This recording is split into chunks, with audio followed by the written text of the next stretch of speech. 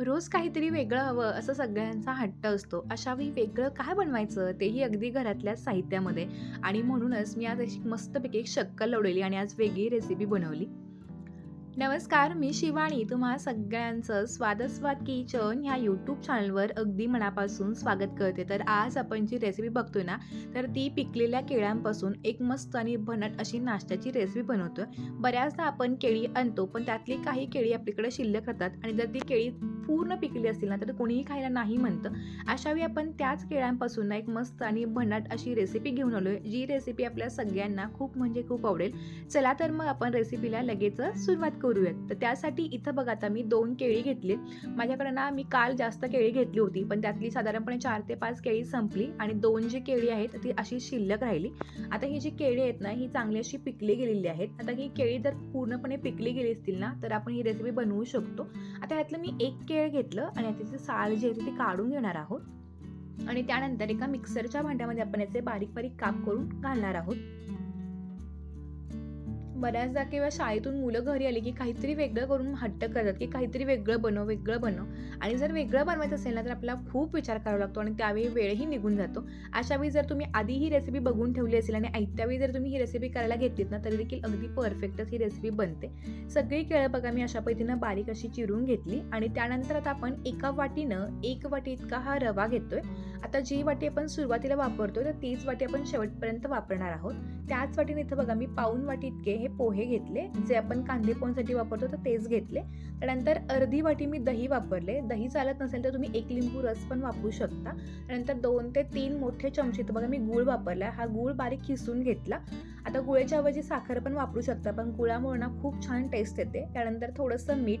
गोड पदार्थामध्ये ना मीठ घातलं ना त्याची चव छान बॅलन्स होते. त्यानंतर पाव चमचा आपण याच्यामध्ये वेलची पूड घालतोय. हे सगळे जिन्नस घालून झाले की आता आपण ना हे मिक्सरमधून सगळे बारीक करून घेणार आहोत.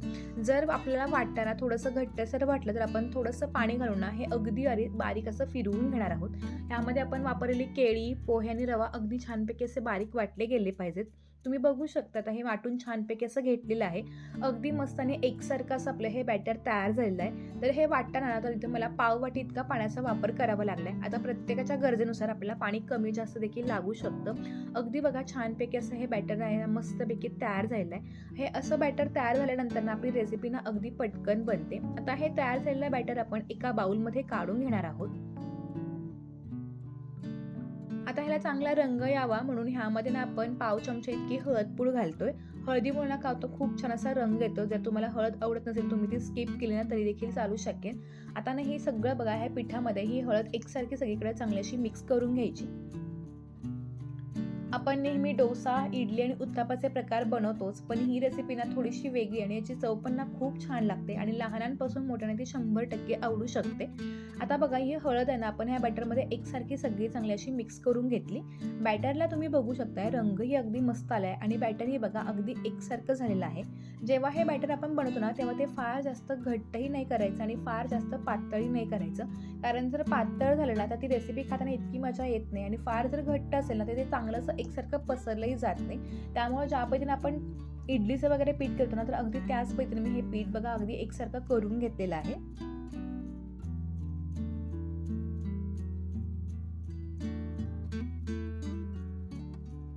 आता पीठ एकसारखं झालंय. ह्यामध्ये आता आपण सगळ्यात शेवटी बघा पाव चमच्याला थोडासा कमी खायचा सोडा म्हणजे बेकिंग सोडा घातला आणि हा पटकन आपण एकसारखा एकाच दिशेनं एक 3 ते 4 मिनिटं असं फेटून घेतोय, ज्यामुळे सोडा ना पूर्णपणे बॅटरमध्ये अगदी मिक्स केला जाईल आणि बॅटर अगदी मस्त हलकं फुलकं होईल. जर तुम्हाला सोडा वापरायचा नसेल तुम्ही विदाऊट सोडा पण ही रेसिपी बनवू शकता. आता बघा अगदी छानपैकी असं बॅटर तयार झालेलं आहे आणि मगाचपेक्षा ना हे बॅटर अगदी हलकं फुलकं असं तयार झालेलं आहे. जेव्हा सोडा घालतो ना तेव्हा पटकन ही रेसिपी बनवायला सुरुवात करायची. तर त्यासाठी गॅसवरती बघायचं मी नेरलेपचा तवा ठेवला होता. आता हा जो नॉनस्टिकचा तवा आपण चांगला कडकडीत गरम करून घेतला. गॅस मोठा ठेवला आणि थोडंसं तूप लावून घेतोय. आता इथं मी गोडाची रेसिपी बनवते म्हणून तूप वापरते. तुम्ही तुपाच्या ऐवजी तेल किंवा बटर काहीही वापरू शकता आणि बॅटर पुन्हा बघा छान असं मिक्स करून घ्यायचं आणि पळी भरून बॅटर आपण तव्यावरती घालून घेणार आहोत.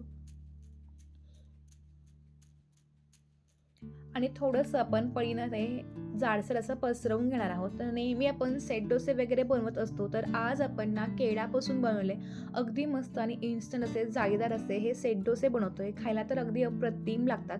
वरची बाजू सुकली गेली की थोडंसं वरून तूप लावायचं आणि छानपैकी ना हे सगळीकडे पसरवून हे पलटी करून घ्यायचं. खालूनही रंग अगदी मस्त येतो आणि अगदी चव पण भन्नाट लागते. खूप छान आणि टेस्टी लागणारी ही रेसिपी आहे ना. आणि पावसाळ्यात बऱ्याचदा आपण केळी वगैरे आणतो आणि त्यावेळी जर शिल्लक राहिलीत तर संध्याकाळच्या वेळी किंवा सकाळच्या वेळी असा गरमागरम मस्तपैकी आहे केळ्याचे ना आपण सेट डोसे किंवा आपण पॅनकेक पण ह्याला म्हणू शकतो, ते बनवू शकतो. आता मी आणखीन एक तुम्हाला बनवून दाखवते. त्यासाठी पुन्हा बघा गॅस मोठा केला, तवा कडकडीत तापला की थोडंसं तूप घालून घ्यायचं आणि त्यानंतर बॅटर मगाशी सांगितल्याप्रमाणे आपल्यावर तव्यावरती घालून थोडंसं हे पसरवून घ्यायचं. हे जाडसर असतील ना तर खूप छान लागतात आणि ह्या जाळी पण अगदी अप्रतिम पडते. हे बॅटर पूर्णपणे पसरवून झालं 2 मिनिटानंतर गॅस अगदी बारीक करायचा, म्हणजे अगदी मस्तपैकी आतपर्यंत शिजतं आणि फ्लफी होतं. वरची बाजू सुकली गेली की वरून छानपैकी तूप सोडायचं. तुपामुळं काय होतं, गोडाच्या पातेल्याला आणखीन छान मस्त चव येते. आणि आता हे पलटवून घ्यायचं आणि दोन्ही बाजूनं मस्त डाग पडेपर्यंत आपण हा सेट डोसा छानपैकी असं शेकून घेतोय. सकाळी किंवा संध्याकाळच्या वेळी ना पाऊस पडत असताना हे गरमागरम खायला खूप मस्त लागतं. तुम्हाला जर आणखीन हे टेस्टी करायचे असतील ना, तुम्ही ह्याच्यामध्ये थोडेसे काजू आणि बदामचे काप पण घालू शकता, त्यामुळे आणखीन छान टेस्टी लागेल. तर मस्तपैकी आपले हे बनानाचे सेट डोसे तयार झाले आहेत. अगदी अप्रतिम लागतात. नेहमीपेक्षा थोडीशी चव वेगळी आहे, त्यामुळे लहानांपासून मोठे अगदी एन्जॉय करतील रेसिपी घेतील याची मी तुम्हाला 100% खात्री देते. तुम्हाला जर माझी आजची रेसिपी आवडली असेल तर व्हिडिओला लाईक करून हा व्हिडिओ तुमच्या नातेवाईकांमध्ये किंवा फ्रेंड सर्कलमध्ये शेअर करायला पण विसरू नका.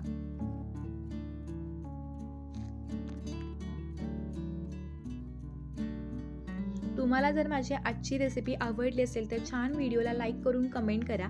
पुन्हा एकदा आपण अशा छान आणि सोप्या रेसिपीसोबत भेटणार आहोत. तोपर्यंत व्हिडिओला लाईक करून चॅनलला सबस्क्राईब करा. तुम्हाला माझे व्हिडिओ पाहायला आवडत असतील तर नक्की मला कमेंट करून सांगा. चला तर भेटूया एका नव्या व्हिडिओसोबत. तोपर्यंत धन्यवाद.